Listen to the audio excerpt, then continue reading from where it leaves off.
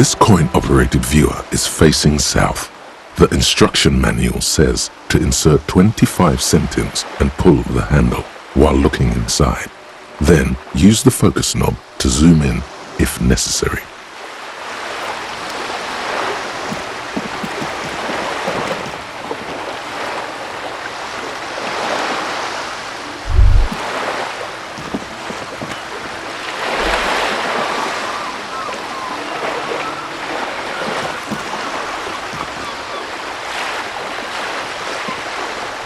Yes?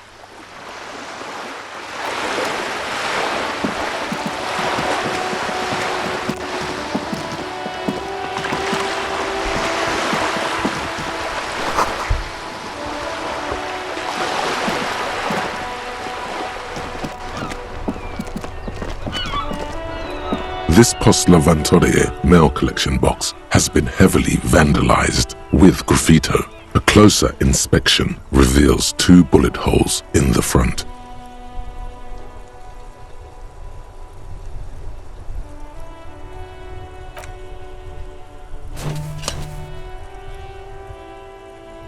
The box seems happy. Eat shit pig, fucked by the coon, and St. G with a crown have been scribbled on it. Jenny is a whore, and best set mailbox also.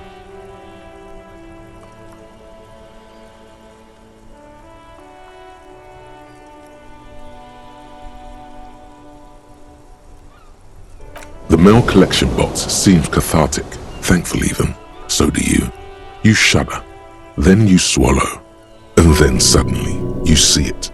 Over all the other graffitos, someone has, using the tip of a very sharp knife, cut the words, Reverchon forever.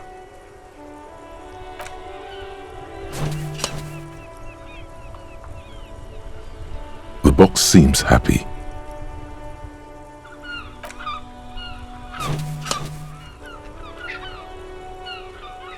The box seems happy.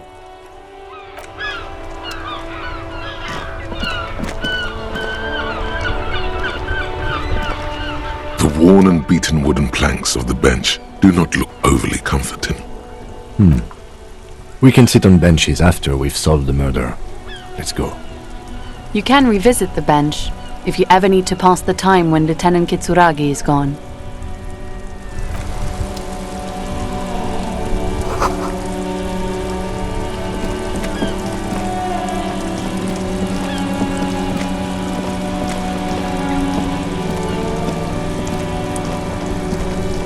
Before you stands a motor carriage.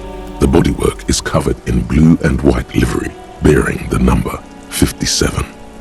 In the cabin, you are welcomed by a set of steering levers, a radio microphone on a hook, a pull-out toolbox under the seat, and the soft glow of the fuel preheater gauge.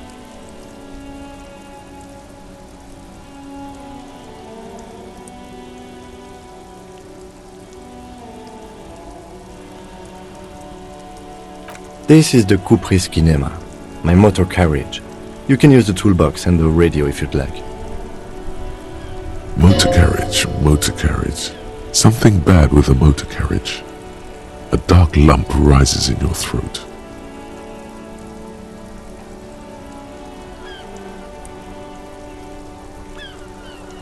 The Kupris motorcar does provide most of our patrol vehicles, yes.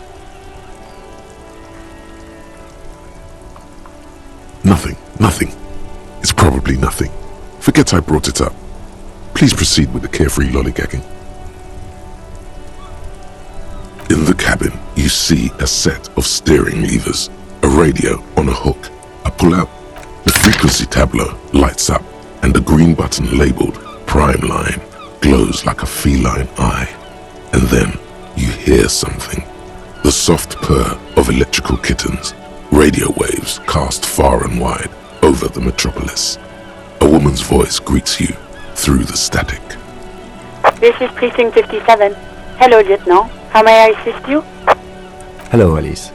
Please assist our colleague from the 41st Precinct here. I'm putting him on.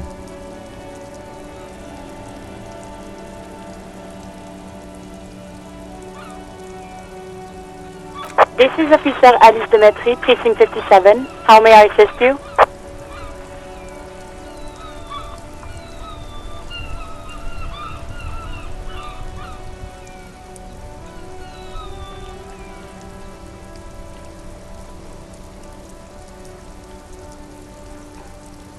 Just a second, officer.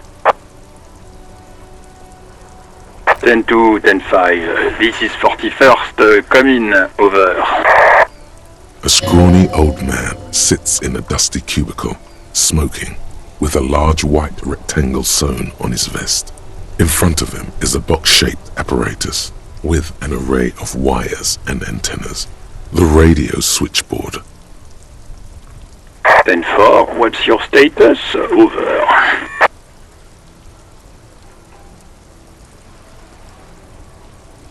10-18, 10-20, over.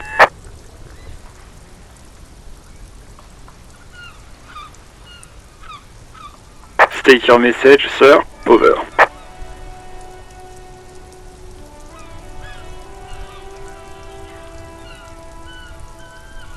10-9, repeat message, over. 10-4, message received. This is a very serious situation. I need to 10-22 the captain, over. 1022, the captain. This sounds bad. Bad and scary. Like being called to the headmaster's office in school. Is it him? What does he want? Says he lost his badge and needs to report it. He what? He lost his badge? Who lost his badge? Dick fucking Mullen. Who do you think? It's Officer Dick Mullen from the bestseller Dick Mullen and the Lost Identity. Dick Mullen is not your name. It's the name of a fictional detective who would not lose his badge. Defend yourself. Immediately. They're laughing at you.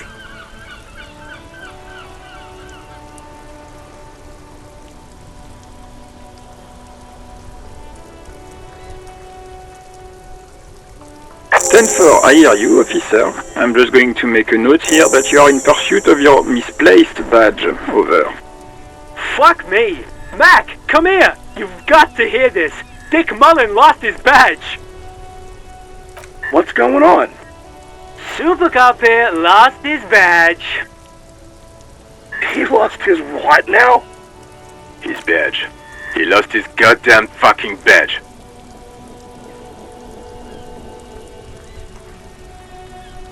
10-9, come again. I didn't get that. Over. New heights even for Captain Sober. Ask him. Ask him if he's lost his gun too. Sergeant Orson wants to know if you lost your gun too. Over. Check your pockets. Check your... Holy fuck. You don't know where it is, do you?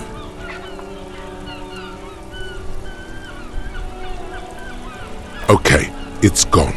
Your gun is most definitely gone. Don't sweat it, Bratan! You don't need a gun to have fun! We can still have fun! It's not all over! 10-9, come in, officer. Did you get my question? We were wondering about your gun. Over.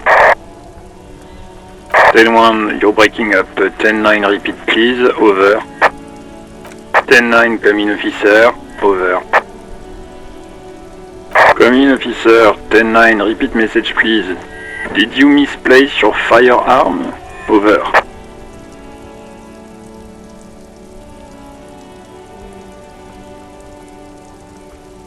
He says he doesn't have it.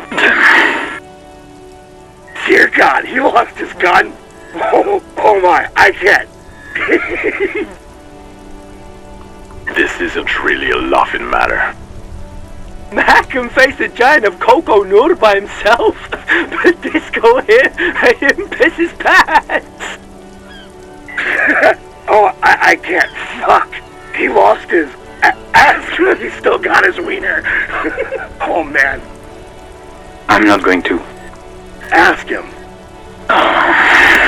Sergeant Orson here is wondering if you are still in possession of your genitalia. Over. Now is a good time to say fuck and ass and so on. That'll make this all right.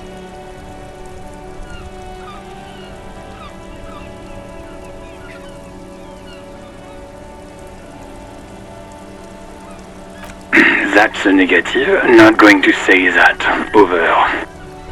What's he saying? Share with the class. He said he sodomized your mother. The prick ate Mama's vanilla waffles at the captain's birthday party. Some nerve he's got. Sure her vanilla waffles were the only thing he ate? Shut up, Chester. This isn't funny. This is my mom we're talking about.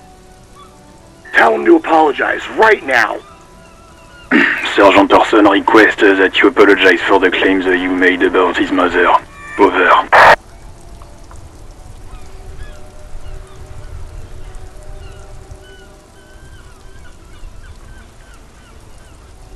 He says he's sorry and didn't mean nothing by it. Okay. Tell him. Tell him to find his goddamn badge and gun. That's the only thing that matters here. Satellite officer Vic.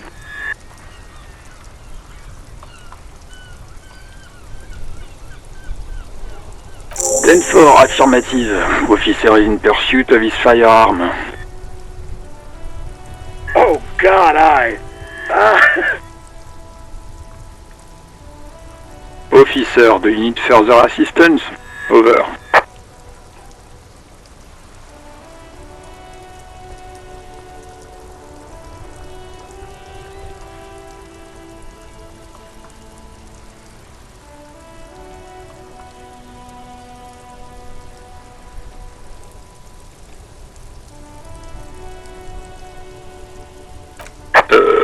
Okay, 10-4, sir. I hear you. Relay your question. Over. Wait, before you say anything stupid, think it through.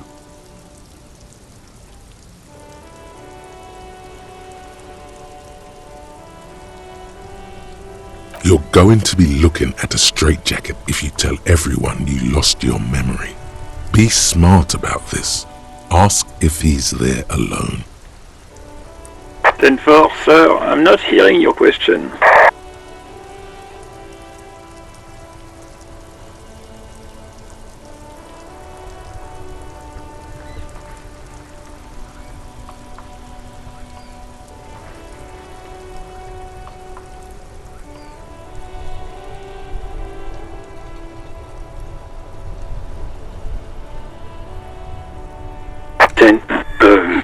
Excuse me, sir. Over. You probably don't want to continue on this road. Come again, sir. I didn't get that. 10-9. Over. 10-9. Repeat message. I didn't get that, sir. Over.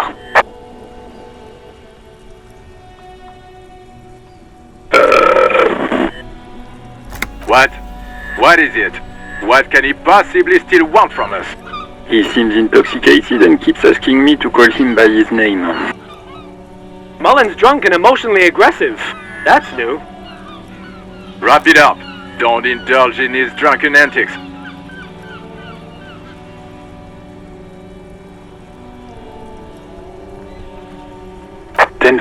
Well, that's, Does he actually want something, or is he hell-bent on disrupting our work? He asked if he ever told me about his days before joining the RCN. For God's sake, cut this shit out! Tell him to stop wasting time and be a goddamn policeman for a change. Sir, Satellite Officer Vicmar says... So, was there anything else? What? What is it?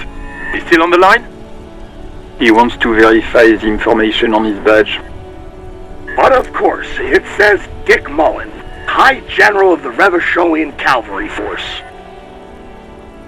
Tell him to stop wasting time. What do you need, sir? Over.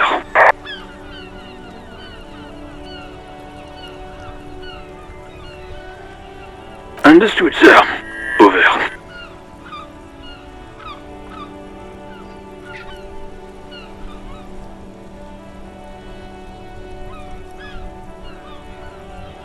10-4, I hear you. I don't have the authority to grant your request, but What does he want now? he's asking for money. Is he fucking kidding? I don't think he is. Don't give that asshole anything. He's just gonna drink it all. Alright, that's a negative on the additional funds, sir. Over.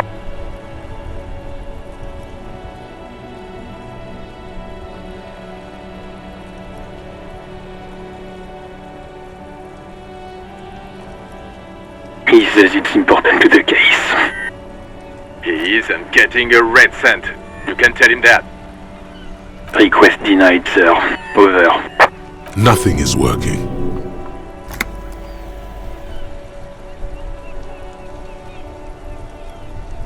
Anything else, sir? Over. Roger that. 10-10. Over and out. 18 kilometers to the south, in the 41st Precinct's relay booth, a small crowd has gathered around Communication Officer Jules Oldboy Pidier, around a dozen cops. The small room is filled with cigarette smoke, abuzz with laughter, when Officer Judith Minot enters. Her left arm is in bandages and her hair trimmed short. What is going on here? Did something happen? What happened is my partner made contact. It's not good. He's lost his badge and his sidearm. He seemed confused, delirious even. Mac, the torso Torson, is finger-fucking his fist, laughing hoarsely and apparently telling some dirty story to his partner, Chester McLean, near the entrance. Yeah, Mullen was fucked, alright. Sounded fucking drunk to me. Yeah, Mac's right. This was some gnarly shit there. I mean, before he started begging for money, it was... Enough! None of this is funny. It's fucking sad. That's what it is. He's a cop. He's one of us, goddamn this. We must help him. Yeah? How do you fucking plan to do that, huh? Get him off the drink? Go jogging with him in the morning and get him on carrot juice? He's a lost man. I just know we can't give up on him when he's at his weakest. He wouldn't. Mac, man the door. You know what he told me? I don't want to get better. I want to get worse. Those were his words. This shit does not leave this room. Not a word of this to the captain, or anyone else. We'll give him a couple of days to pull his shit together. I guess I can hold off the report for a few days. Good. Okay, everybody. Nothing but a prank call here. We all got our laughs. Now get back to work. Far north, on the other side of the motorway, the officer quietly hunches with his hand in the motor carriage. This is Precinct 57. How may I assist you?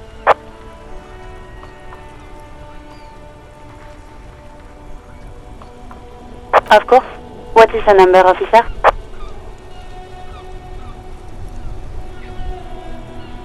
Yes, hold on.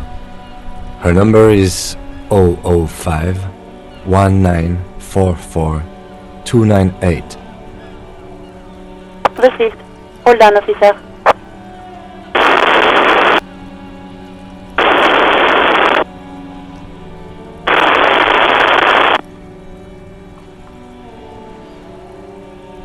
Lieutenant Kitsuragi slowly begins to tap a little rhythm with his right foot. Quite a lot of time has passed.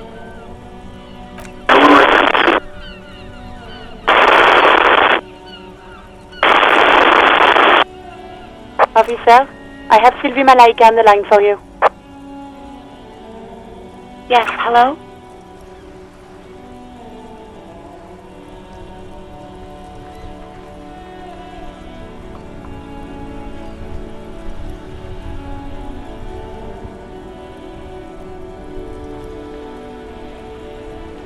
Oh, right.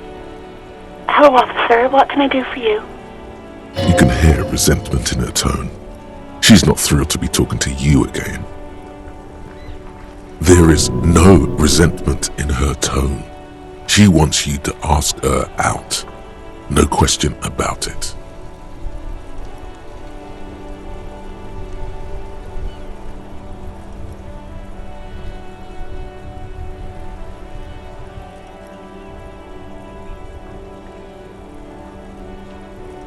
No, absolutely not. Ouch. That's like 20 points of pride damage right there, buddy. You mean, why did I leave the bar? Honestly, I'm not really comfortable discussing it with you, sir.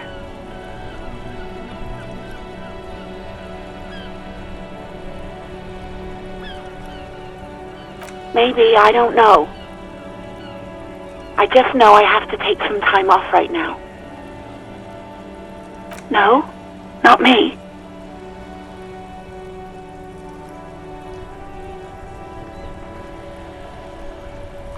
No, sorry, I don't. Not a lot of people have phones around here. Copper thieves take the wires. People don't have the money to have the cables put in again. They use the union's phone, or the one on the coast. It was someone else. We'll find them sooner or later, officer. It just might take a while. Yeah, go on. Yes, I know who you are. You're a police officer. The law.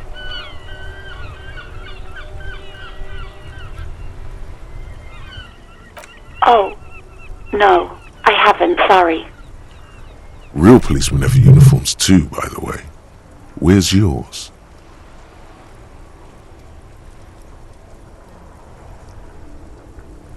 He's in plain clothes, voluntarily. It's different from not knowing where your uniform is. There are officers who wear the signature Perseus black uniforms to the highest ranks in the RCM and end up buried in them as well. Others do it more casually. Looks like you're one of them.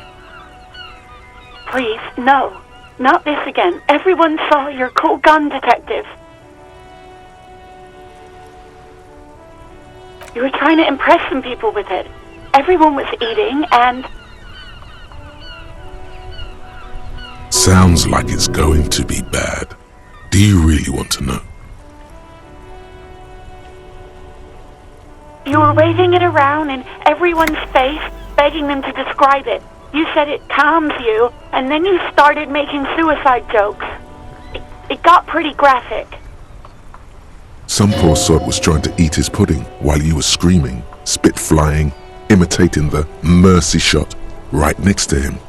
Spat some in his food. I don't think he touched it after. People tried to back away from you or even slip out of the door, but you screamed, "I am the goddamned law, and you have to listen to me. You are all suspects in a murder investigation."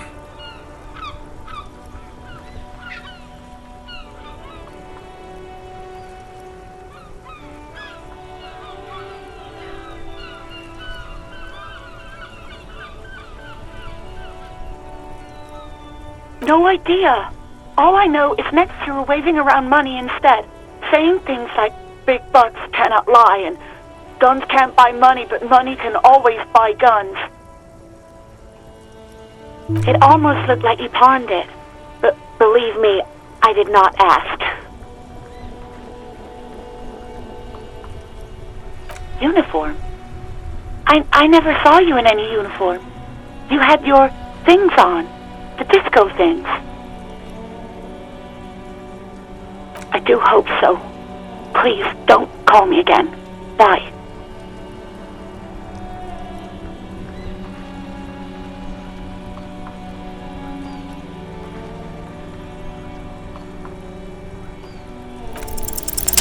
Yes, you have obviously done something to upset her at the Whirling in Rags when she was still working there. I'm not mad, it's just... You were so drunk and so emotional all the time, and then the skewer thing happened. just made me want to quit.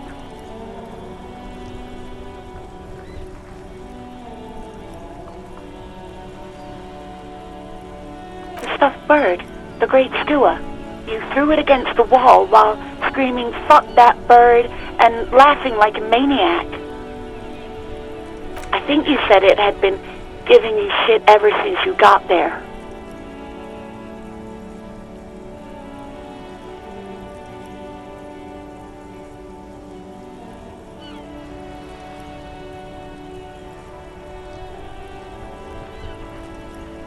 It was a pretty bird, there since I started working in whirling. I really liked her. We call her Scotty. There's genuine sadness in her voice. Yes, obviously. You were the worst client I've ever seen. And I have seen so many assholes in this place. I've had sailors fighting, union guys grabbing my ass, kids stealing booze. Once a guy was glued to the karaoke machine every night for 2 months. But you, well, you were worse than all of them. Honestly, you were getting borderline aggressive. Even about little things like not turning down the volume at 3 a.m. I even liked one of those songs you kept listening to on repeat. No more. I hate it now. We Go On by the O.O. I can't listen to it anymore. You've turned it into a parody.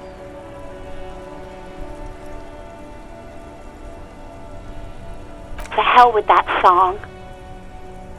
Then there was your room. Your project. An experiment to see how bad it can get in there. I tried to send the cleaner, but you wouldn't let me. Threatened to make me understand. I had no idea what you meant, and I don't want to know. And then you screamed something about how you're actually a real cool guy, and no one understands it. One of the coolest guys there is. The coolest guy in Jamrock. Something about disco, too.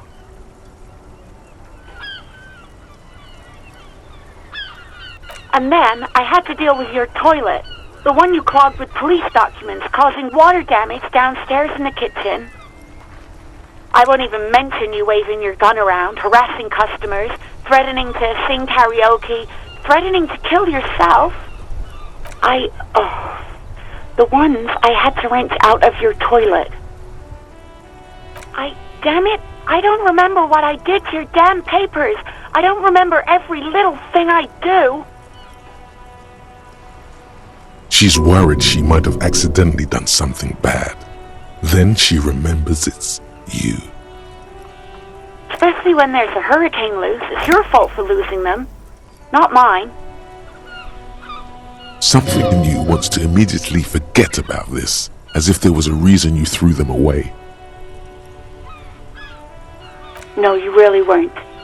You were simply the worst.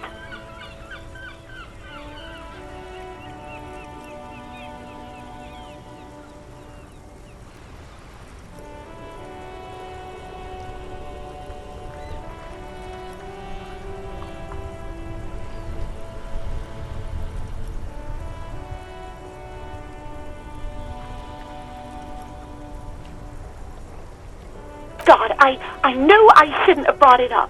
Just try not to call me again, and let's pretend it never happened.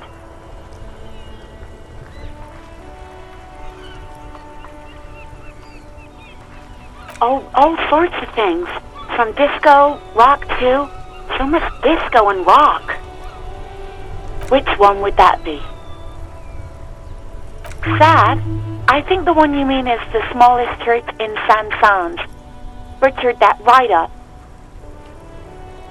Interesting. You still have to find it, however. You hear a sigh of relief on the other end of the radio. Wordless, the call breaks. Then, the already familiar voice. Anything else I can help you with, officer?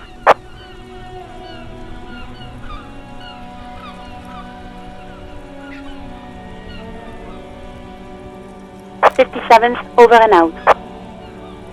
In the cabin, you see a set of steering levers, a radio on a hook, a pull-out toolbox, and and the soft glow of the fuel preheater gauge.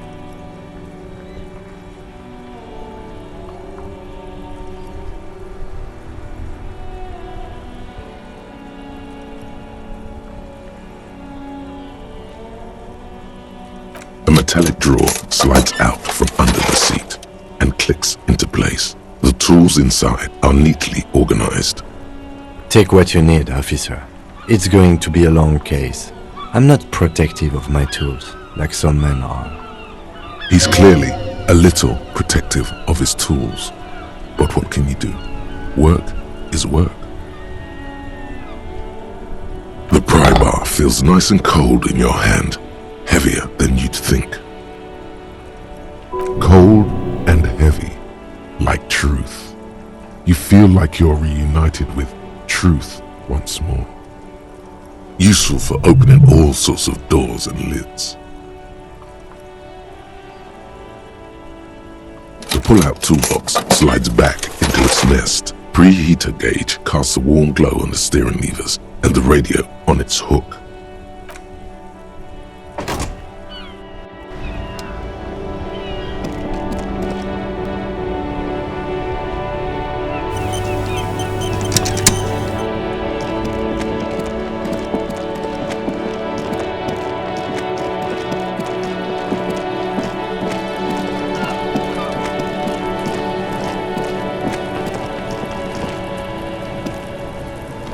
This trash container is locked. The sliding lid has a padlock that says, "Whirling in rags."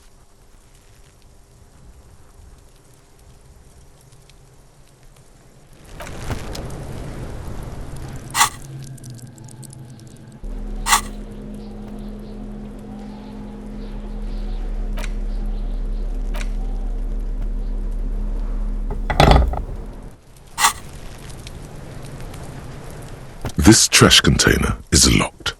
The sliding lid has a padlock that says, "Whirling in rags."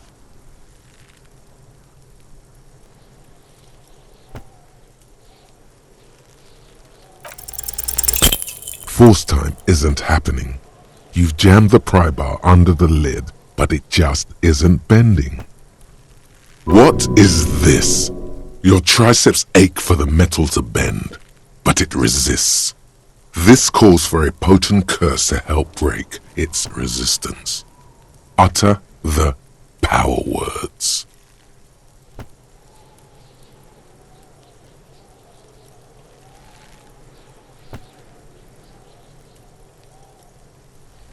There's a creaking sound as the pry bar slips under the lid. You hang from it like a moron, huffing and puffing. Clearly the technique is wrong, but nothing else comes to mind. Let's ask the manager for the key. This is clearly not working. You are. The pry bar is quite satisfying and handy. But you are just not good enough at prying. We should get the keys.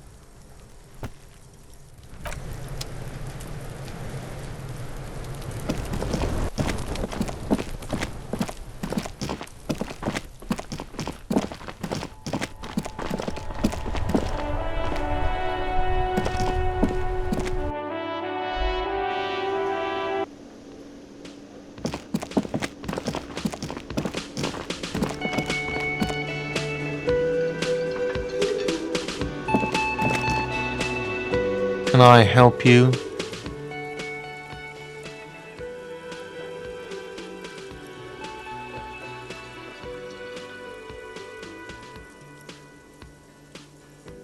Mine? No, it belongs to the Whirling in Rags. Thank you for clearing that up. Why do you keep the container locked? Why? To keep the hobos and drunks out. That's why. And the neighbors too. They put their trash there and they don't pay for the garbage company. I thought as much. And are you the only party with access to the trash container? Well, yes. Us and the garbage disposal company. It seems a little callous, doesn't it? Something stirs in you. Prod at him and find out.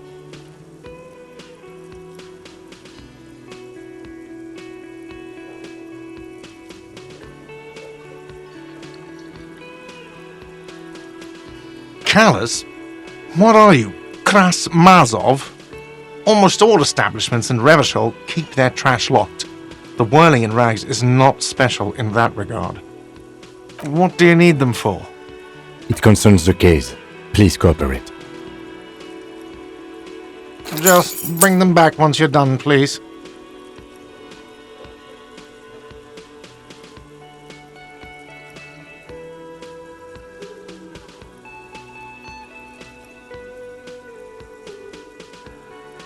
What thing?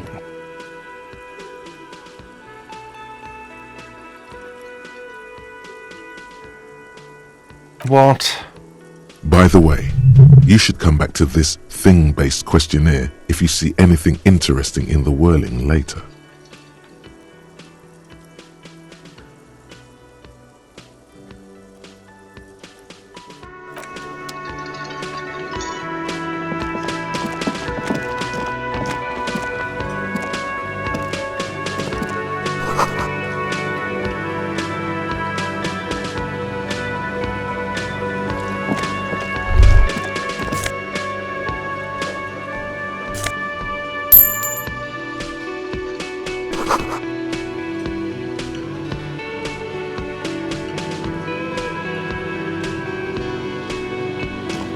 A thin man is smoking below an exhaust hood, occasionally sipping from his mug.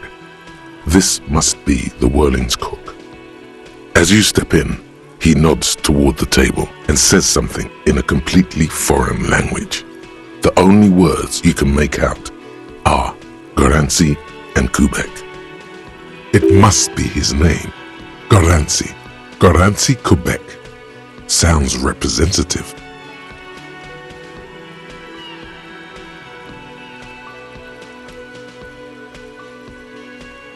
The man puts his cup down and replies something, his left hand drawing arcs in the air. He smiles and bangs his ladle against each of his pots in turn.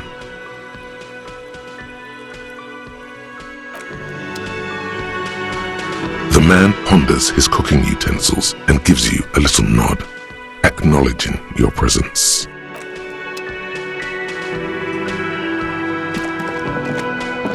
You see a heavy steel door with a prominent dimple lock. It's painted blue. You immediately feel drawn to the color. Blue is for mystery.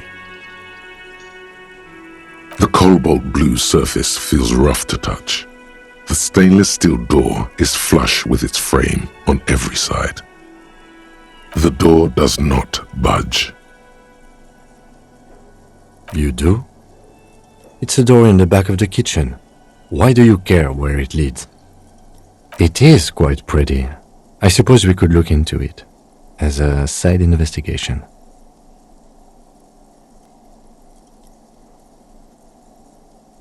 Gart is the person to ask about this, the cafeteria manager.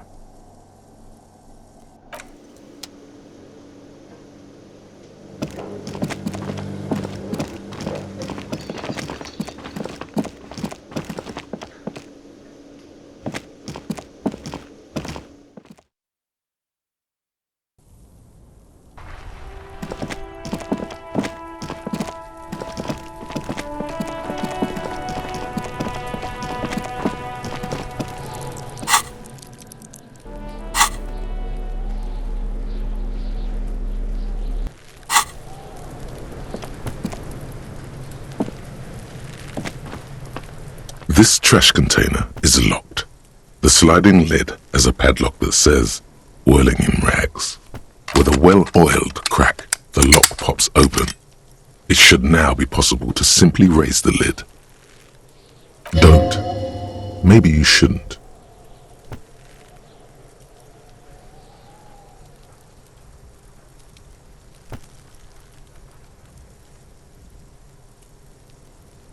There is, but you won't like it. Sweat forms on your brow. Your hand is still on the lid. The smell of rotten food rises to greet you. You see soggy cartons, dirty rags, and organic waste. We're just in time. This hasn't been emptied for over a week.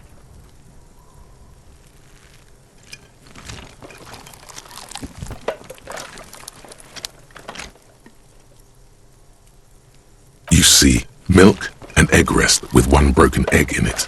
Some pasta wrapper. Picking up the soggy packages somehow feels familiar.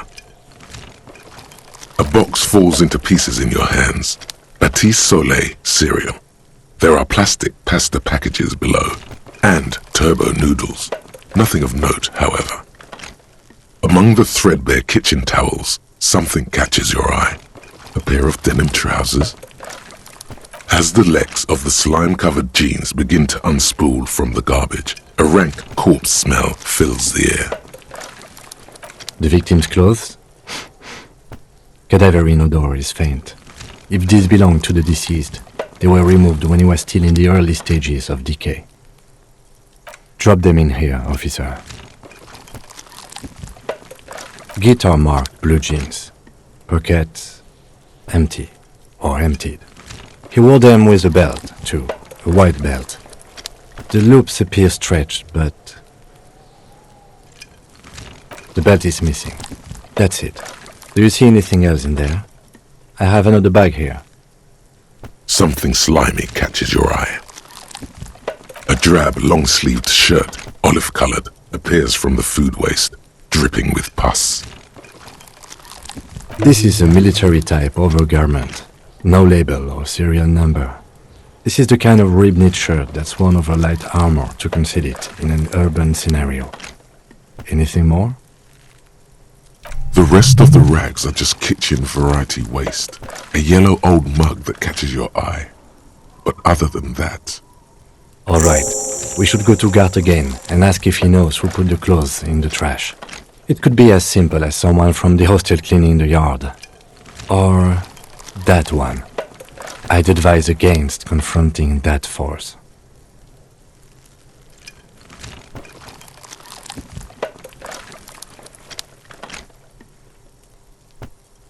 The lieutenant nods, then looks back into the trash container.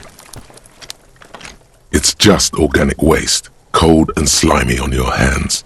Apple and potato peels mostly. Unidentified sludge and the occasional chicken bone thrown in for good measure. But hey, nothing. It's nothing. Nothing more to see here. What's this? A blue piece of plastic sticks out from the apple peels. It's shiny. Looks like the corner of something. Something larger. A clipboard. A blue plastic clipboard with moist papers hanging from it. They look badly damaged, but you can still make out forms and notes, written in a man's handwriting. Officer, is that your paperwork?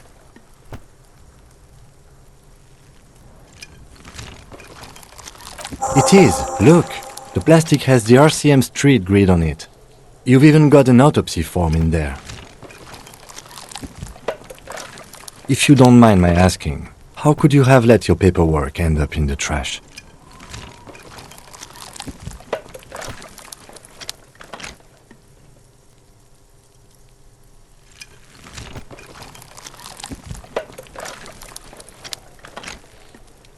Well... His eyes express a rare condolence. Then he picks it up. Lucky we found it. You should take stock of what remains, just to be sure some has not made it into the hands of the RCM's adversaries. Organized crime and the like. There might have been police secrets in your notes. It would also not hurt to start taking notes on the case.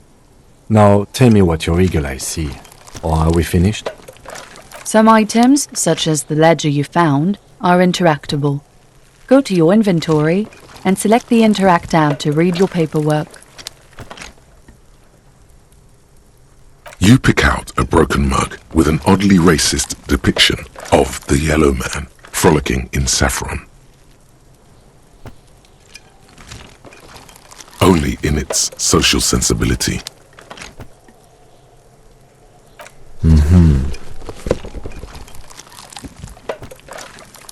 You've acquired an interactable item.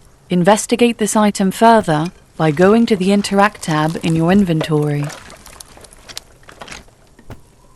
The container sounds a muffled gong. That's one thing off the list. I think we got it all.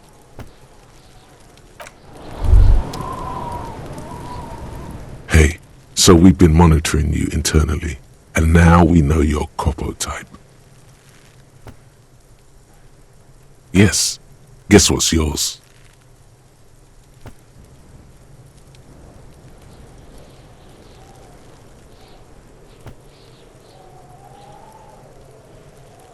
No, you're the sorry cop. The cop who's sorriest. Let's make it official then, shall we? Huge lack of enthusiasm going on in here.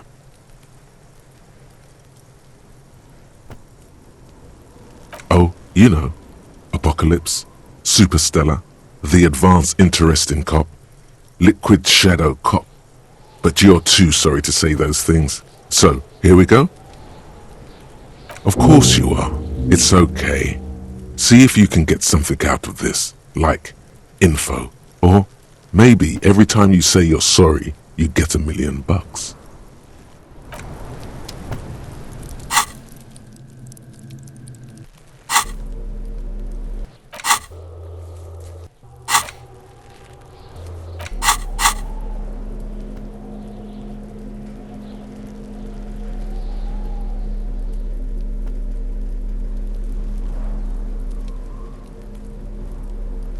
It's the ledger you found in the trash. A pitiful cabbage of white and yellow papers hanging from plastic board, barely held together by a metal clip. This sad display is made complete by the faint smell of urinal cleaner. There's a piece of toilet paper, or is it cleaning tissue? No, it's toilet paper, desperately sticking to the back of the blue plastic clipboard. It's a metaphor for you. Below the pathetics, terror. Do not look into its blue heart.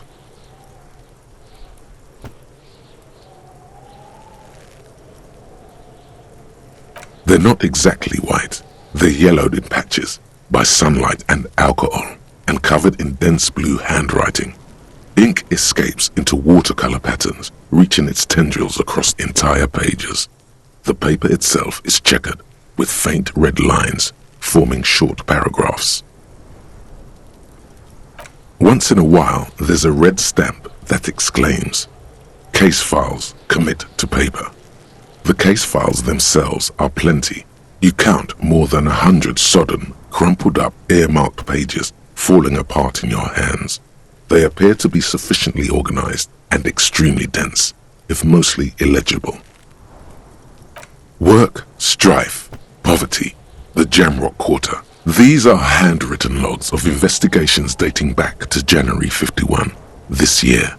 The exact number is hard to estimate due to missing pages and an odd naming convention.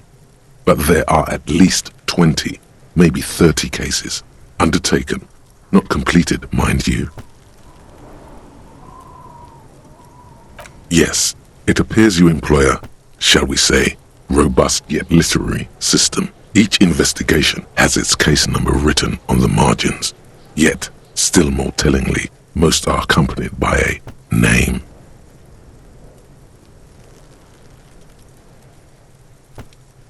Arson, petty theft, spousal abuse.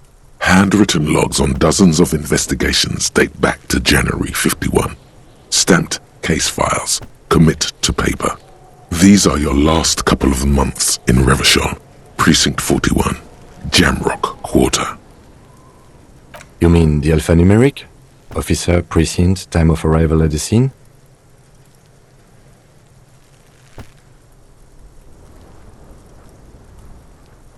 Oh, you mean the titular? Yes, well, so do I. In our defense, almost everyone in the RCM does. It's a holdover from the early days of the RCM, right after the revolution, when the organization had little idea how to do things. It persists in an unofficial capacity. Officers use these titles to refer to their work among themselves. There is, for precisely one more. 15 pages near the end remain untouched by the damage.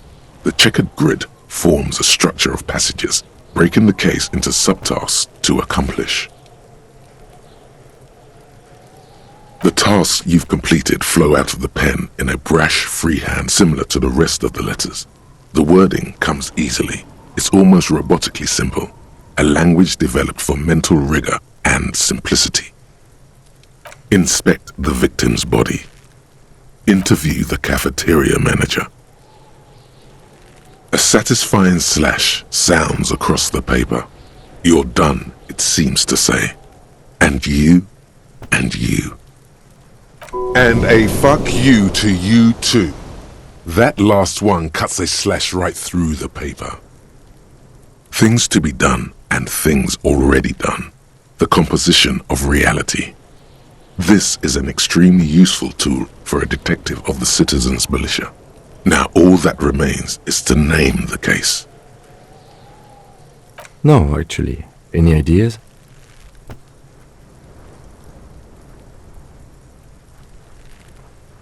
Great. That's great. That's actually what I was thinking too. The Hanged Man. Good, strong name. We have a very good name for the case now. I'm going to start calling it the Hanged Man. It's good we sorted this out. You don't exactly close them, so much as distance yourself from the smelly papers. They're a little further from your nose now. An aluminium block runs the width of the board, biting down on the paperwork. Its crocodile teeth are the only thing keeping the papers together. A regular pencil, the tip worn down to nothing, has been attached to the clip. The surface is interrupted by a silvery sticker. It's rectangular, sparkling with iridescence. You don't know how you didn't notice it before. What? That thing. It's a halogen watermark. We use it for adding information to RCM property.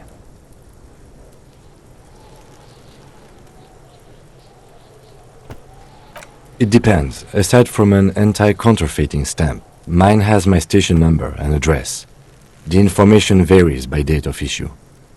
How many years you've been on the force, he's thinking. It'll have that. Your kill count. Yours will surely have your kill count. Any capable light with the right wavelength will do. All RCM vehicles have headlights designed to reveal halogen watermarks. Mine too. This means you can read the watermarks if you just turn the lights on. Okay. While a bunch of sodden papers sag from the clipboard in your hand, it's a sorry sight. It's made of dark blue plastic, hard enough to beat someone to submission with. The edges are rounded, however. The U4 size board feels thick and heavy in your hand. Light shimmers on its wet surface. On the back you see the embossed letters, RCM. Something rattles inside, ever so lightly. Is there a hidden compartment? The plastic shimmers like lapis lazuli, but it is not see-through. You cannot see to its center. There's pain in there, if you want some. That much you know. Blue. The blue heart. Don't look into it. With your hands, U4-sized pages hang from the clip screwed to the top of the board.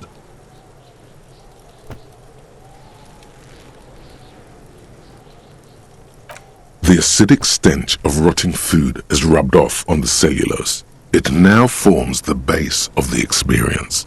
This base surrounded by a faint air of spoiled meat, the stuff of death itself, and then sprinkled liberally with the citrus zest of toilet cleaner.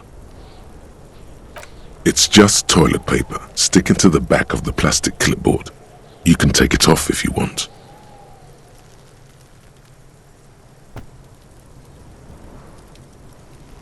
If you want it to be kitchen tissue, it can be kitchen tissue.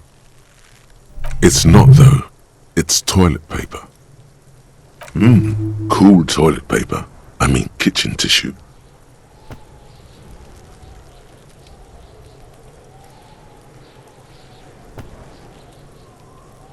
Arson, petty theft, spousal abuse. You don't exactly close them, so much as distance yourself from the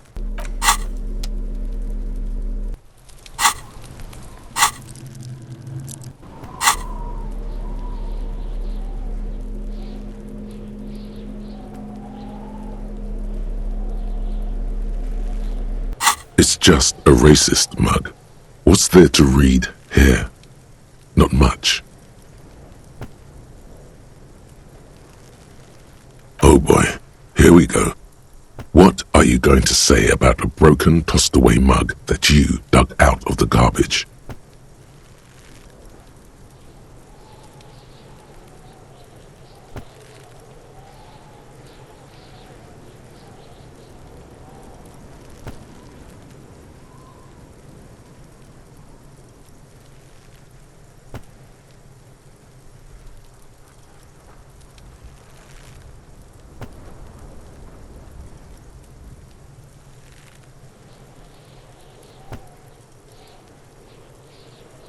So again, you dug it out of the trash.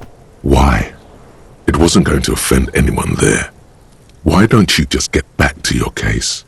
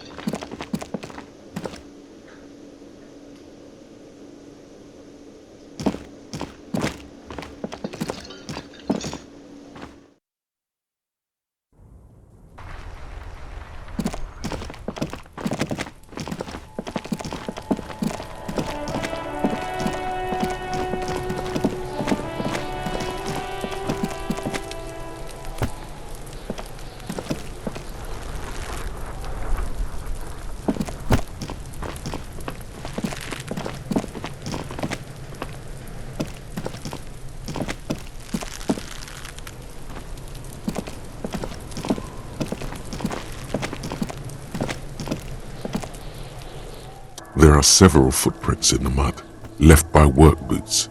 Anywhere from 6 to 12 pairs have walked here. Heavy workers' boots with reinforced toes and hobnails all over the yard.